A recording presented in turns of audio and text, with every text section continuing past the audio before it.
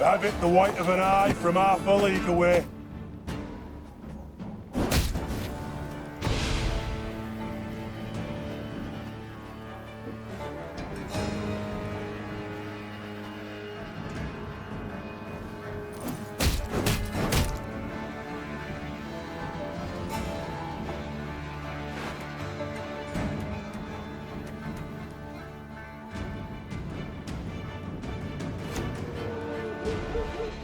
Bigger they are, easier they are to target.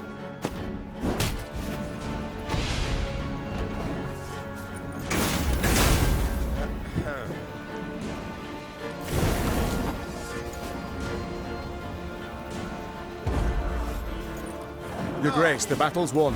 We've secured the storehouses.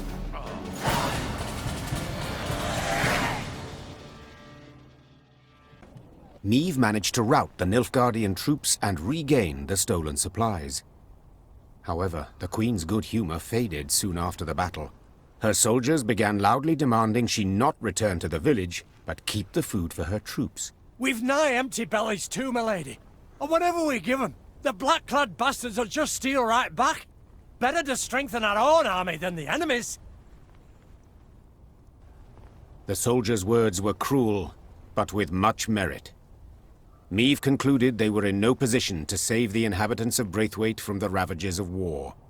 Returning the food the Nilfgaardians had seized would serve only to soothe her conscience. The peasants of Braithwaite, Edirn, and all the north will not know peace until we drive the Imperials back across the Yaruga, she said.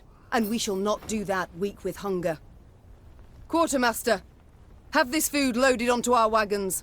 The Lyrians went on their way, well fed, but nagged by pangs of conscience. Milady, have mercy. We'll waste away and starve. Easy it would have been to take offense at the soldier's words, to accuse him of greed. But his words held much merit. Niamh's army had no less need for the food than the peasants, and in war-ravaged Edirn there were few chances to replenish their supplies.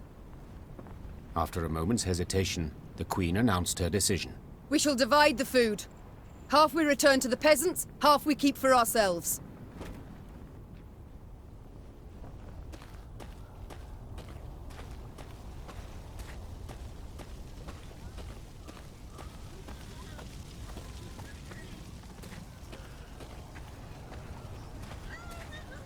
At first, the peasants were glad to see the soldiers.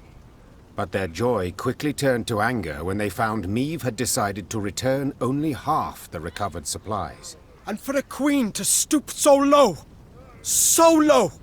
robbing good folk, starving good folk. Ugh!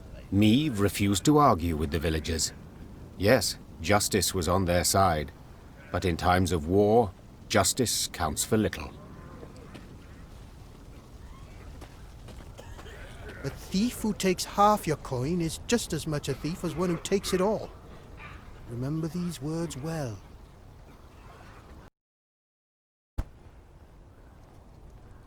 Niamh heard the soldiers out. In her heart of hearts, she knew their arguments held much merit. But she only said, I'd rather fight with a clean conscience than a full stomach. The Queen's words ended all discussion. The soldiers loaded the food onto carts and made off towards Braithwaite.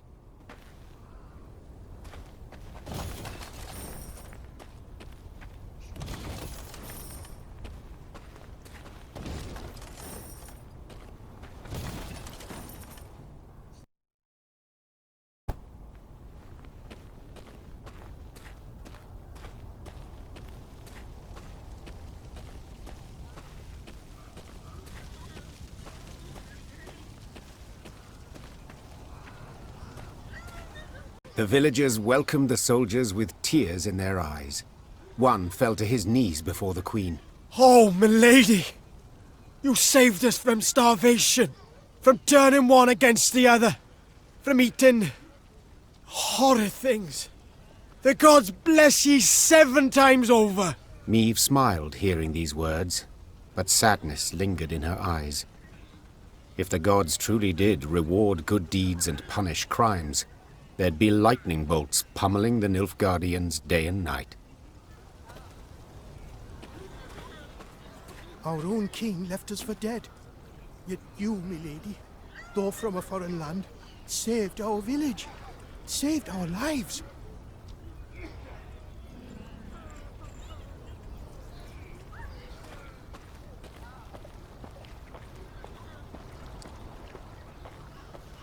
Maeve's mount reared and flattened its ears, spooked for no visible cause.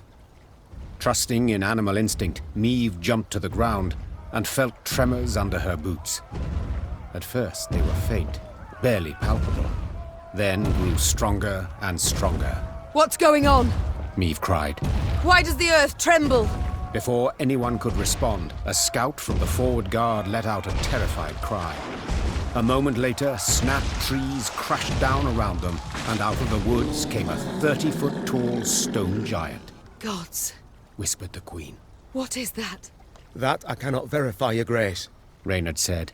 but it does indeed seem to fight on our foe's side. As if to confirm his words, soldiers marched out from behind the giant, clad in heavy black plate. Gods, Whispered the Queen. what is that? A golem, Isbel whispered back. favorite servant of Nilfgaardian mages. As if to confirm his words, soldiers marched out from behind the giant, clad in heavy black plate. Their leader, however, wore but a light tunic, and his hands glowed with a strange blue light. Dithen Quan and Lyrian! He shouted, giving the order to attack. Gloire and Ard Feyin!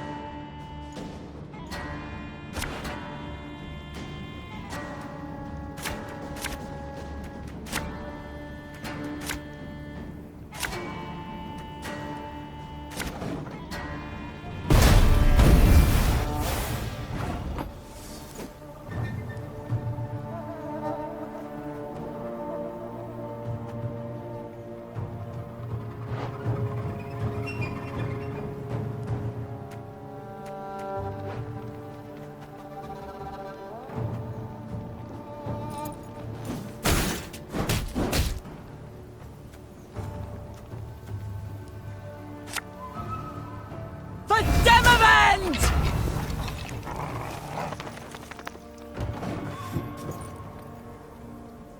My powers are yours. Art! Mom, break the mage's spell, and the golem's power will wane to naught.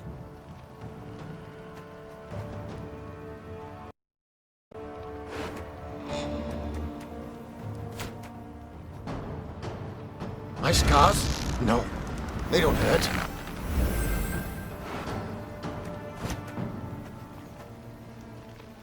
This could hurt.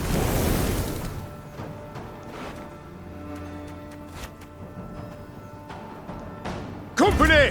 Forward march!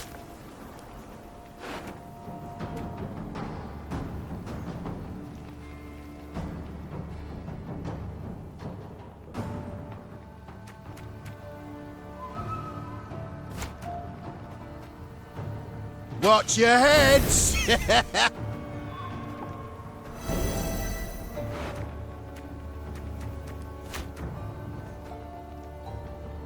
Hey?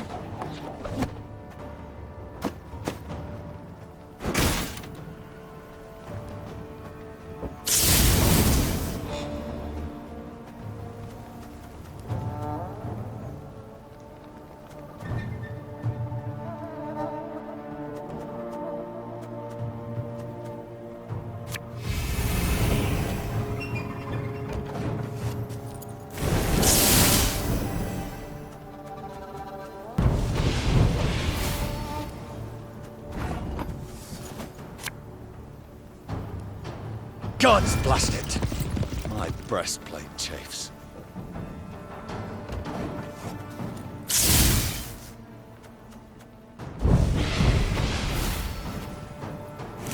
The mage! Kill the mage!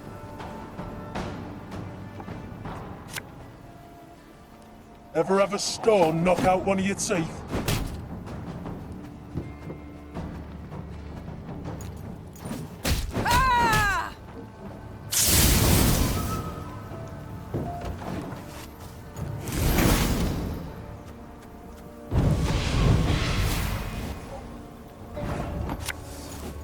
I've hit the white of an eye from half a league away.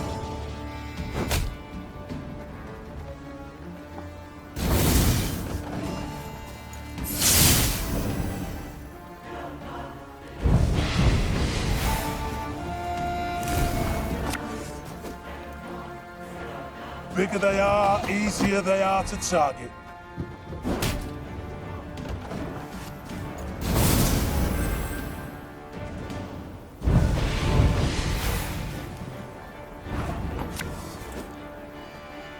If anyone asks, you've not seen me.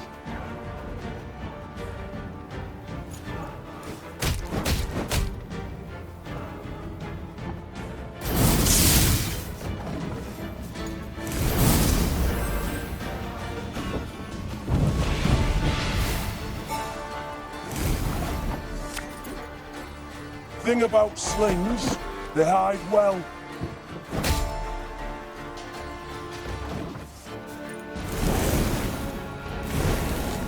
Your Grace, it worked!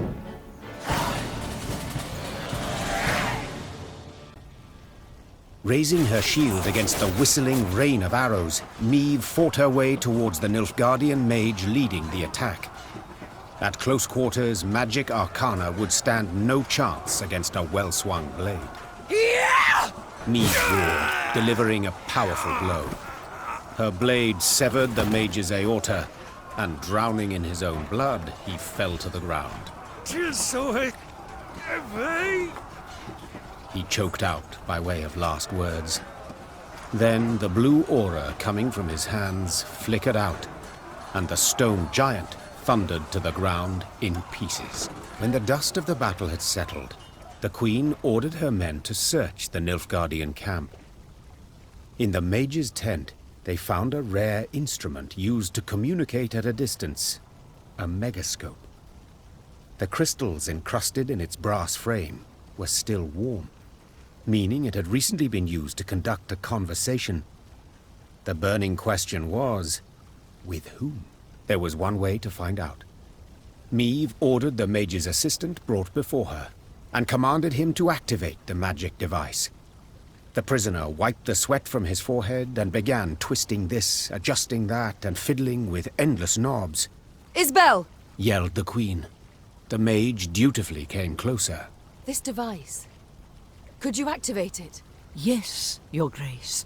But are you sure? I am. Get to work. Isbel nodded, then began calibrating the magic device. Finally, something clicked. A light flickered on, and before Meve's eyes appeared the outline of a Nilfgaardian general. Speak common, please. I know not your tongue. Oh, forgive me. I thought I spoke to someone else. Good to see you in good health, Queen. Or ex-Queen, I suppose, would be the more apt title. Instead of fretting so much over my title, give yours. Of course. Where are my manners? Duke Adel Ebdahi, Grand Chancellor, Commander of Army Group East. I believe you've heard of me. No. This is the first time I hear the name Ardel. Ardel what? I see you've a poor mind for names. Perhaps you should ask your son. He knows me very well. You whoreson. Oh, what was I thinking? You're not on good terms, are you? Such a sad story. But don't worry, it'll soon be over. Is that a threat? No. A simple prediction. Enough of this. Why use this megascope? What is it you want? Of course I have. You are the coward who, instead of facing me himself, employed traitors to do his bidding. What you call cowardice, I call diplomacy. And you must admit this diplomacy has proven quite successful. First Lyria, then Rosberg, and southern Edern, all taken without any real losses. Enjoy it while you can. Easy victories are short-lived. Is that what you think? I'm afraid you're in for an unpleasant surprise. Is that a threat? No. A simple prediction. Enough of this. Why use this megascope? What is it you want? I was simply curious. Wondered whom the mage had contacted. Curious. How fascinating. You Northerners are so primitive. Like mindless magpies taking anything that shines back to their nest. Your thirst for knowledge now quenched, please allow me to see to my duties. Farewell, Your Majesty. Or rather, till next time. For there will be a next time, I assure you.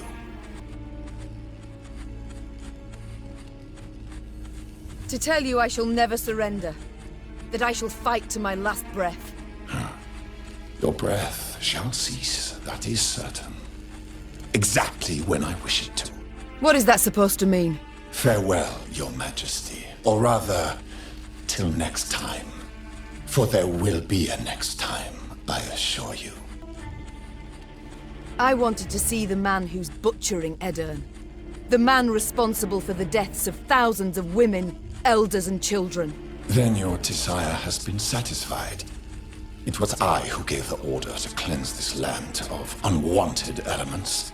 To prepare it for settlement. For Unwanted elements? Those are living folk you speak of. if you were to look at this war in historical perspective, considering the wider geopolitical context, forget it. It's impossible for you to grasp.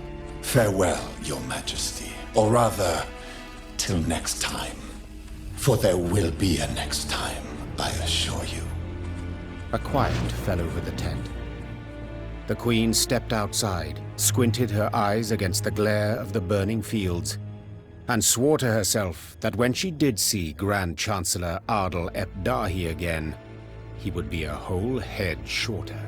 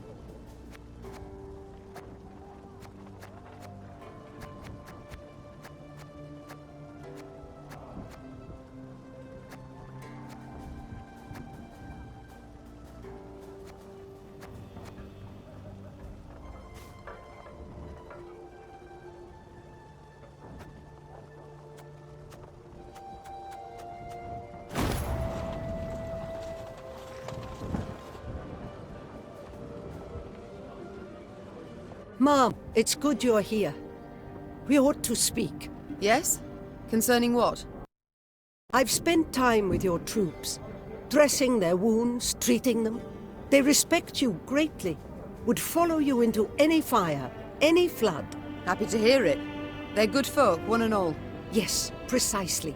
In fact, too good to die in a senseless war. Not certain I understand. The Imperial Army's enormous. Just how enormous we know, both. Had you all the North's kings at your side, victory would still be unsure. Yet you fight alone. Know well you cannot rely on them.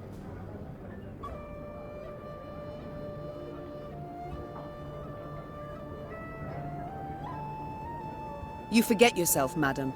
Forgive an old woman, Mom. At my age, memory can indeed be fleeting. For instance, the memory that all rulers are the same. I thank you for reminding me. Isbel, I may yet surprise you. You're proud, persistent, and sure of yourself.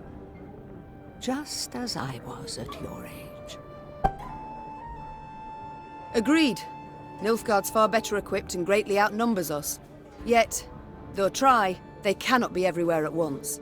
They've stretched their forces thin, too thin. An error I aim to exploit. You may be right. I hope you are. The lives of those you lead depend on it. You're proud, persistent, and sure of yourself. Just as I was at your age. It may work in your favor. Only time can tell. Meanwhile, how might I help?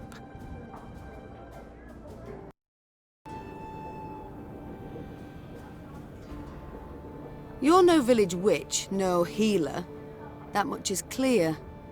But nor do you look like our northern sorceresses.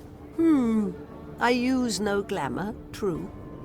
I've come to feel a body must age, and honestly so, as nature intended, as is the order of things. You sound much like a druid drivelling on about balance, harmony, the good that is rot. Rather poor, their reputation, druids. Yet they're in the right in this regard, I believe. Defy nature's laws, and nothing good can come of it. Is that also why you wear no shoes? Ha! No. I simply like to feel the grass between my toes, the sand or the mud. You must try it sometime. I shall think on it.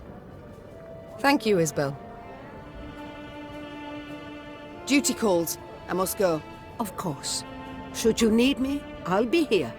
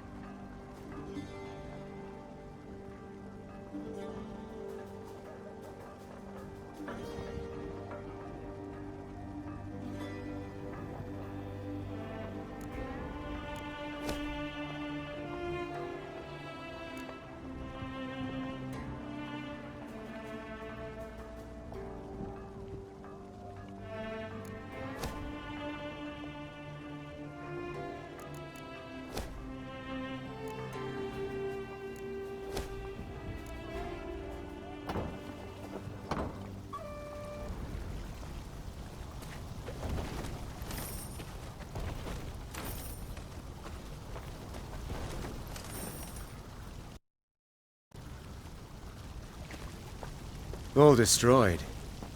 As if nobody lifted a finger against the Nilfgaardians. King surely ordered all his armies to return to Aldersburg. Took cover behind its walls. I do not wish to dismay, but after what we saw at Rossburg... Enough doomsaying, Gascon.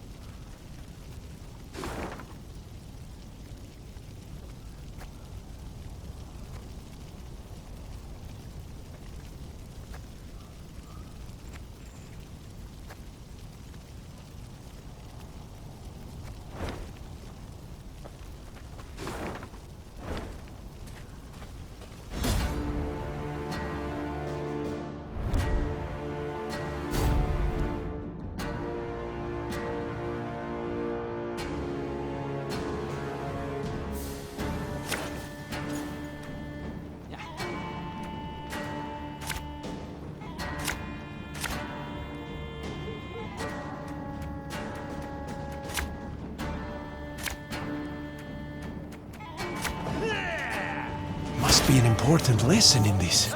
But what?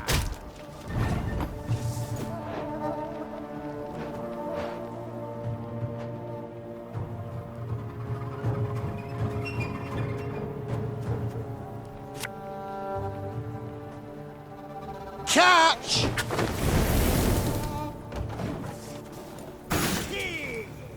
101, 102, 103.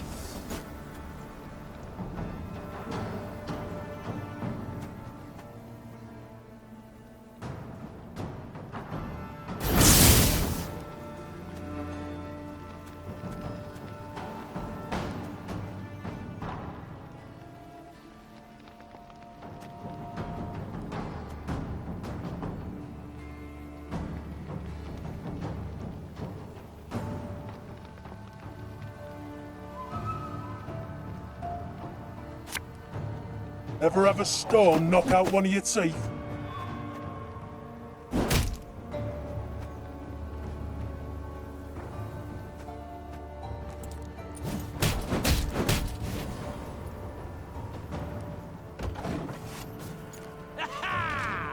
Order!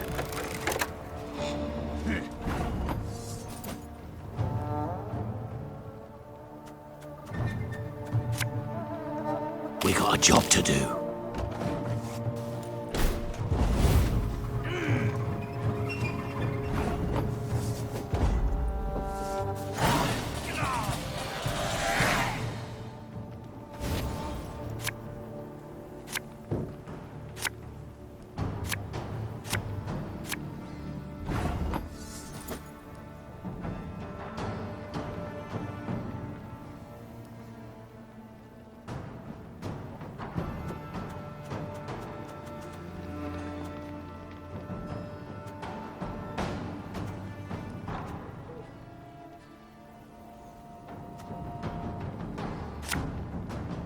My pain serves a purpose.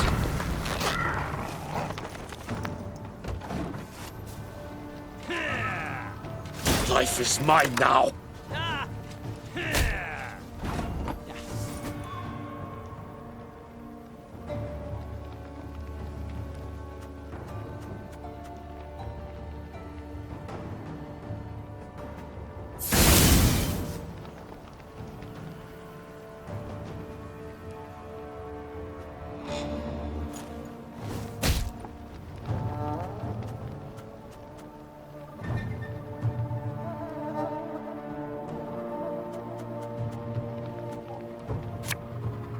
Company! Forward march! A highly curious case.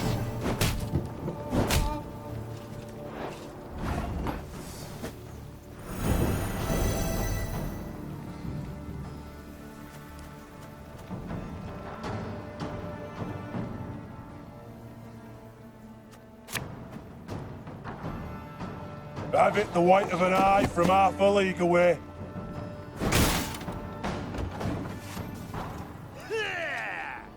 Wise choice.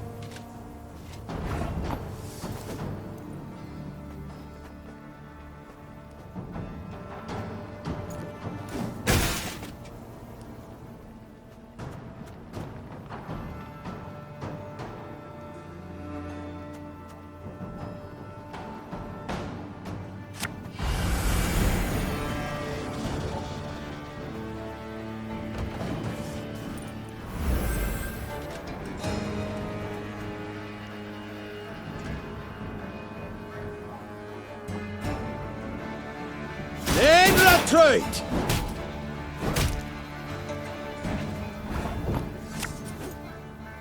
Bigger they are, easier they are to target.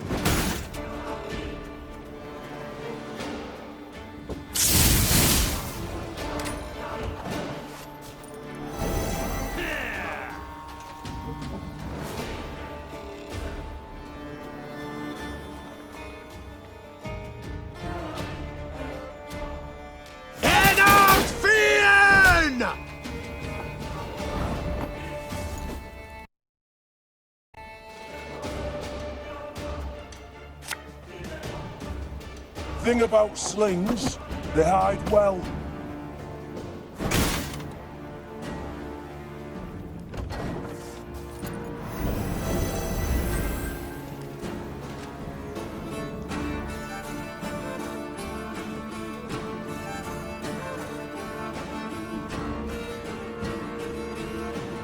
Exzellent Zweifel!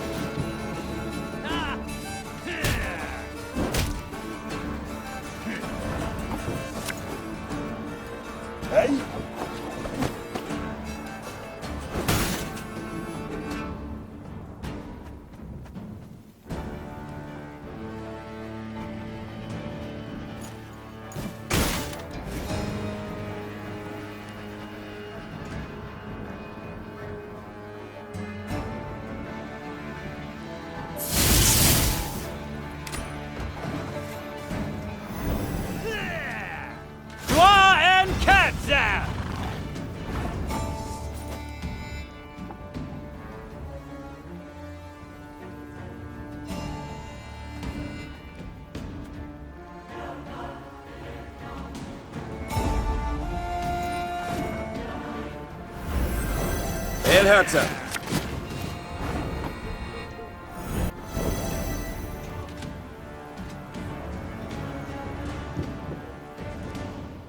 Yes.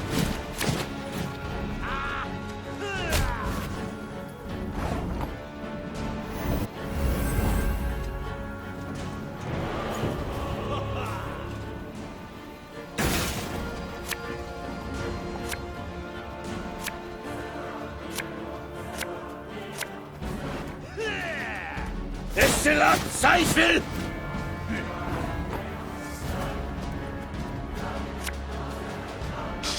I smell a leak.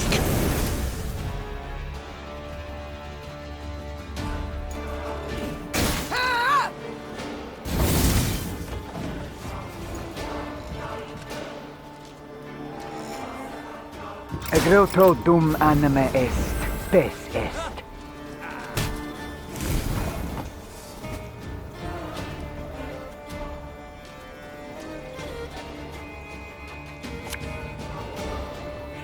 I'll fight to my last breath.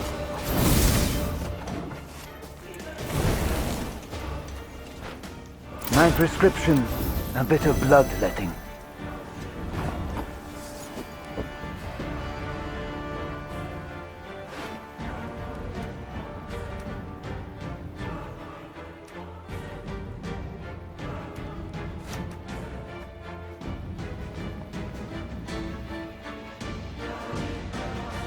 The unworthy shall be punished.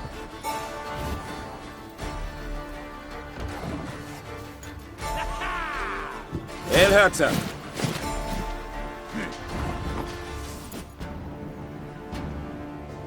You mad?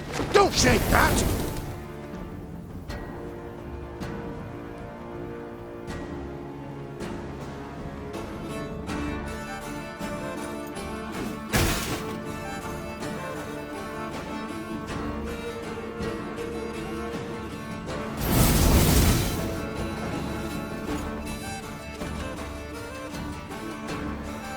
Yes.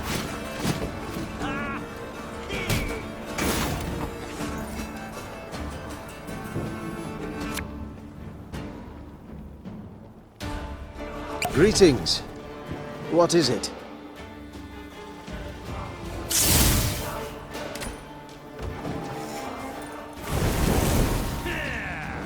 Destillat Seifel!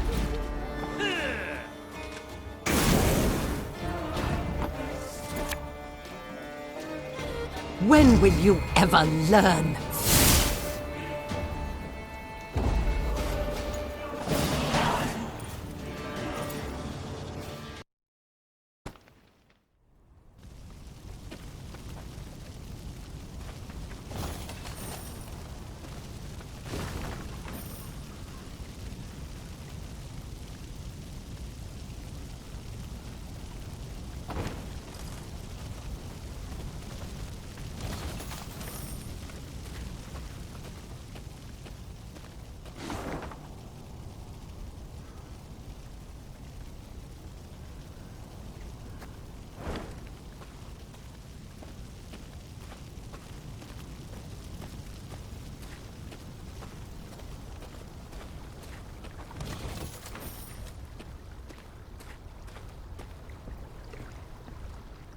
Coming across a small brook, Meve ordered her soldiers to replenish their water supplies.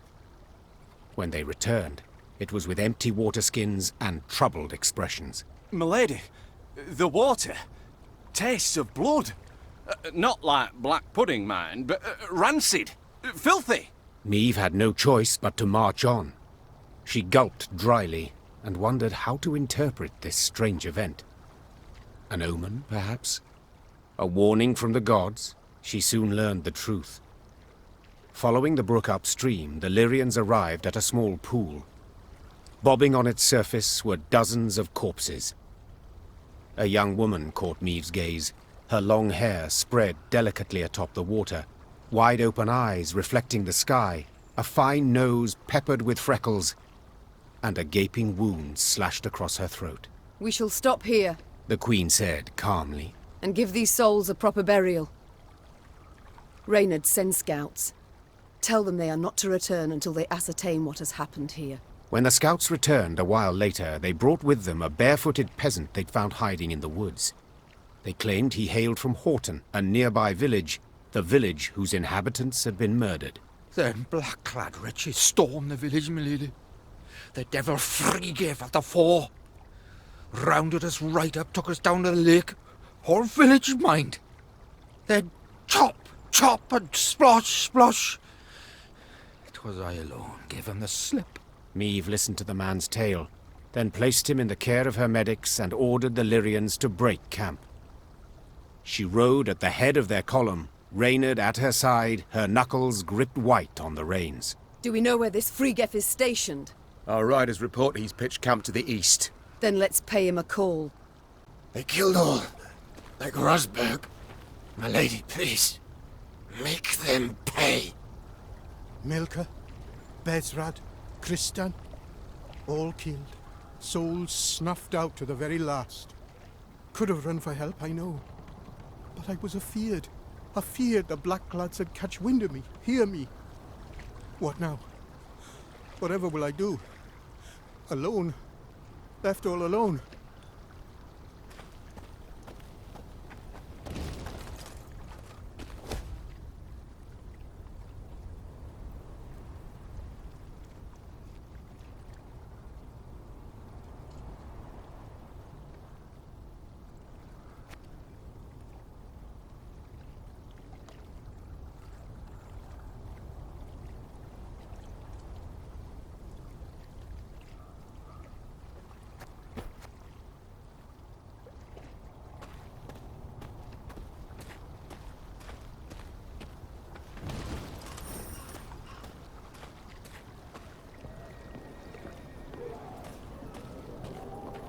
The Lyrians had no trouble finding Vrigef's camp. It was the size of a sprawling town. Meve stopped her caravan and called for a council. The first to speak was Reynard. Seems our scouts were both right and wrong, Your Grace. They did pinpoint General Frigef, the Butcher of Horton. Unfortunately, they underestimated his detachment. It is much larger and better armed than our own. Meve hesitated long. Few deserved punishment more than this Vrigef, but she concluded attacking his superior forces bore too much risk. The Lyrians found themselves once more... That changes nothing. Meve said, forestalling all protest. If I leave him unpunished, without so much as an attempt, I shall never be able to face my reflection again. We must attack. Reynard bowed and passed the order to the Lyrians. Later that same day, Meve and Vrigef's forces stood face to face on the field of battle.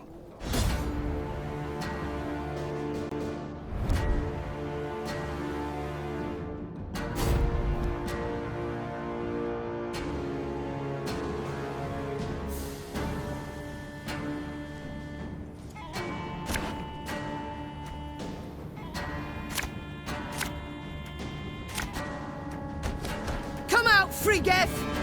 It's time you pay for your crimes!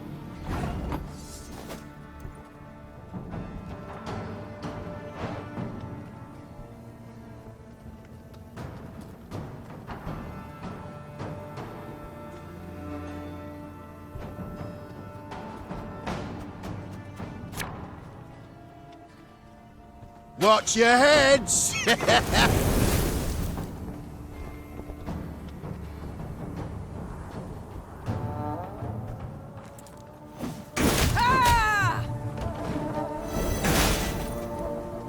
Will pay. There! Frigef! I see him! We've got to catch him!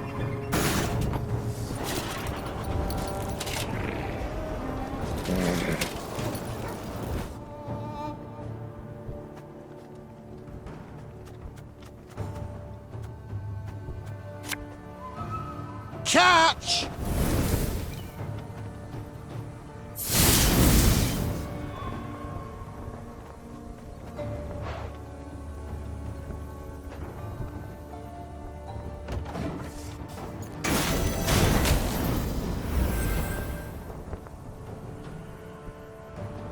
Life is mine now.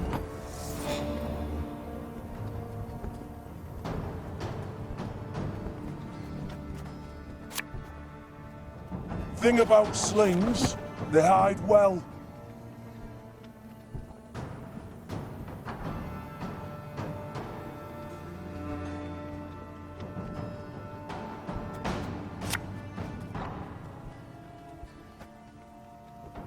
The Demavend!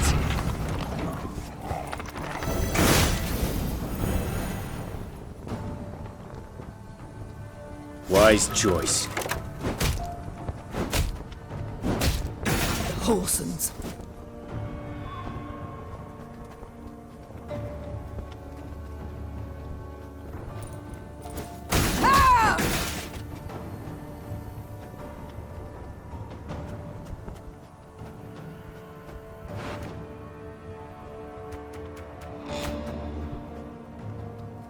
My pain serves a purpose.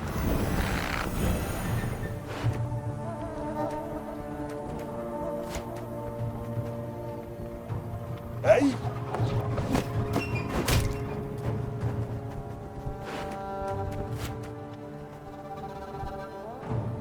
Her Majesty knows what she's doing.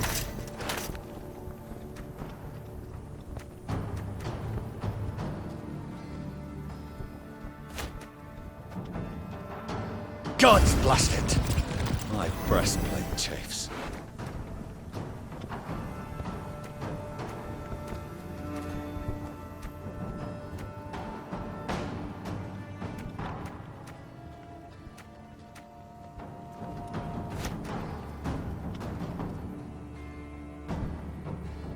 We got a job to do.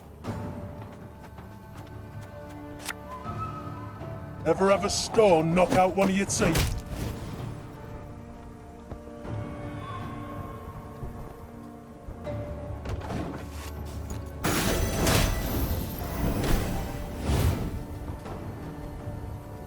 Order!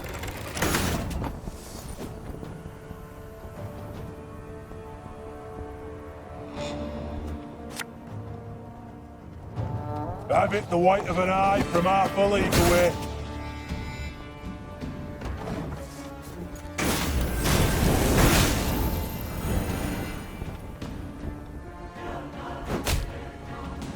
Ennard Fane!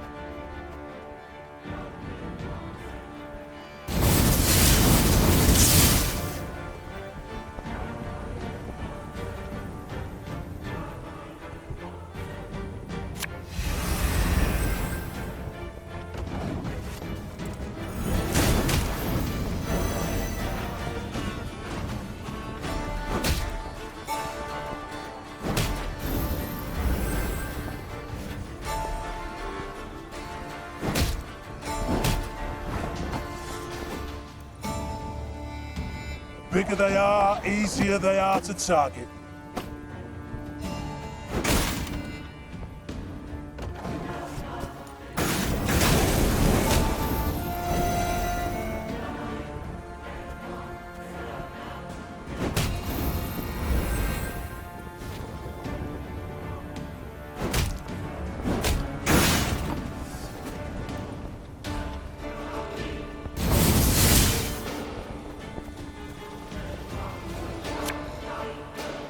Thing about slings, they hide well.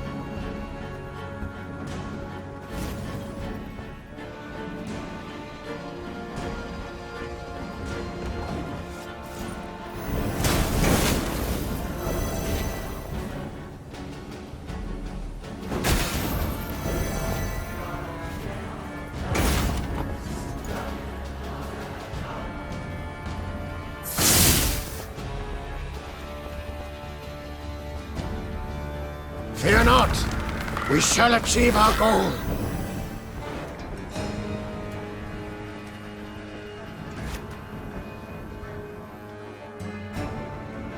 There's been a mistake.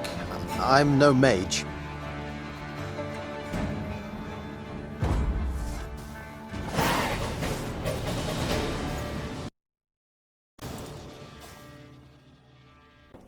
The Lyrians won the day, despite their foe's distinct advantage.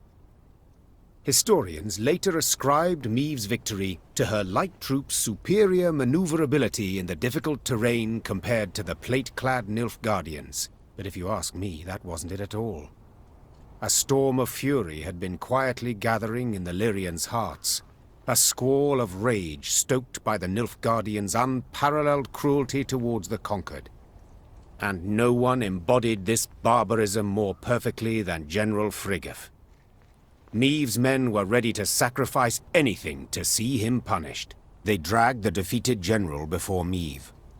The Queen wished to learn why he'd ordered the execution of an entire village. How the Nilfgaardians could possibly justify such a crime. 2 weeks prior, I'd sent a detachment to Horton to procure feed. Captain Gaynor commanded it. While he was verifying their grain stores, they barricaded him in the barn and put it to flame.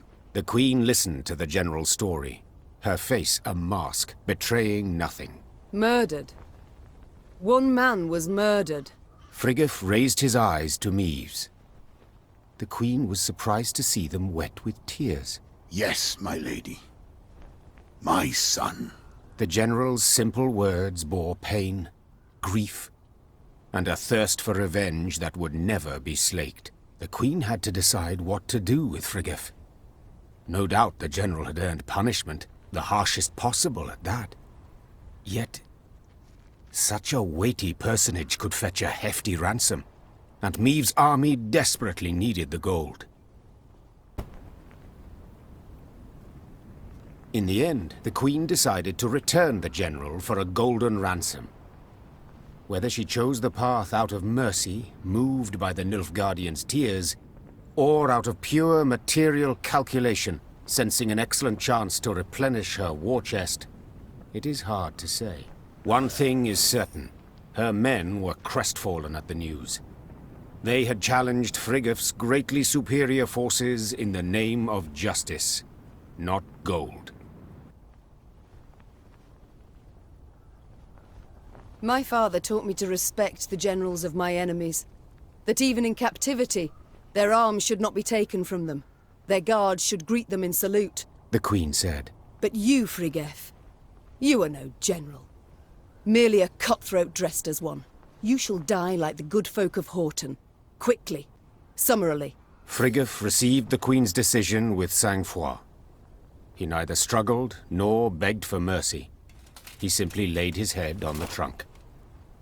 A short moment later, it rolled onto the ground to the Lyrians' deafening applause.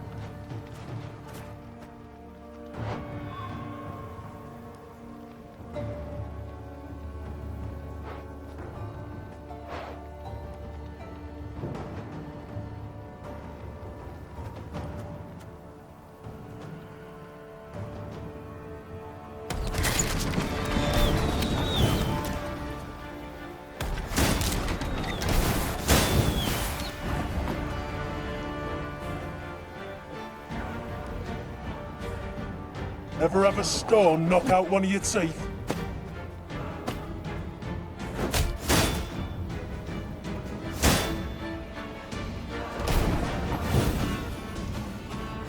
Have it the white of an eye from half a league away.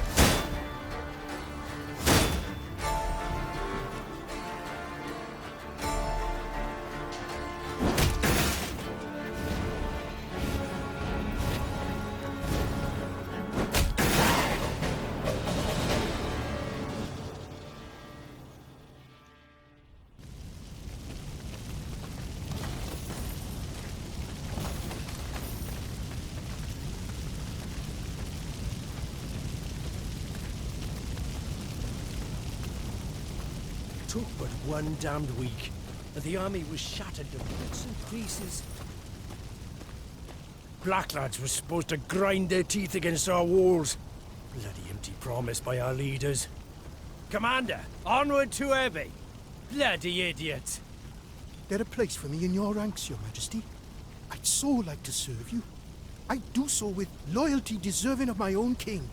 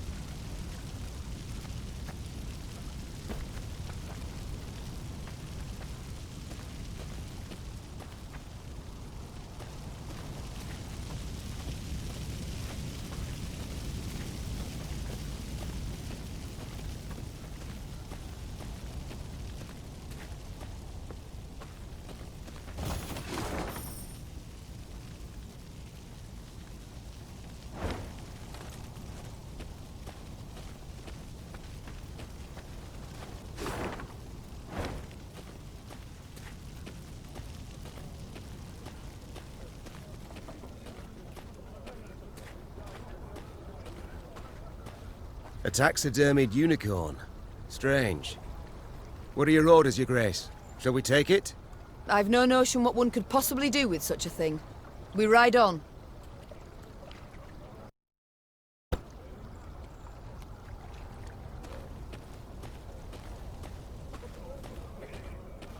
Meave's Lyrians were traversing a wood when they heard the loud, drawn-out blast of a horn. One of our scouts? The Queen asked, clearly perplexed. She turned in her saddle to face Reynard, who shook his head. Strange. Gascon, appoint a few of your strays. Ones who know how to blend in. Have them sniff out who blows that horn. And why. The scouts returned a short while later with their report. Soldiers had pitched camp in a nearby meadow. They wore Edirnian uniforms, cut by sashes bearing a golden sun. They addressed their leader as Fulberson. Know the name? Rayla said. Fulberson went over to the enemy first day of the war, took his whole division with him. Your Grace, a chance like this won't come again. Let's teach the traitors a lesson. I am Queen of Lyria and Rivia, not Edirn. Meave said. Chasing after Fulberson is not my duty. Perhaps we shall return one day. But for now, my orders are to pull back. Rayla nodded, then snapped her reins and galloped to the head of the caravan. Meave had no doubt she was displeased with the Queen's decision. Meave guided her army back towards Fulberson's camp. She could not shake the feeling the traitor deserved punishment. We must send a strong signal, one all the North will hear, from the Yaruga to the Dragon Mountains, announced the Queen. Whoever collaborates with the invader shall pay with his head. Prepare to attack. Rayla nodded, clearly pleased. The Lyrians surrounded the meadow marked by their scouts. Moments later, a flaming arrow pierced the sky, giving the signal to attack.